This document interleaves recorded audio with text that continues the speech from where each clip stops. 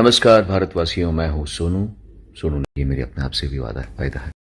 फल मिली को दिया तो हार भारी है, माई महारानी उधार कर। इस वीडियो में पावर स्टार के 2 धमाकेदार अपडेट बताए जाएंगे और आपको ये भी बताए जाएंगे क्या पावर स्टार पवन सिंह का गीत सोनू निगम के साथ आने वाली है क्या, और ये गीत कब तक रिलीज होने वाली है, यानी छठ गीत इनकी कब तक रिलीज होने वाली है। दोस्तों बात करें पहले सोनू निगम की, तो ये बंदा किसी परिचय का मोहताज नहीं है। सोनू निगम की क्रेज केवल अपने देश में ही नहीं बल्कि विदेशों में भी काफी झूम के है। इसका कारण इनका मधुर आवाज है। और आप खुद कहाँ था मेरा,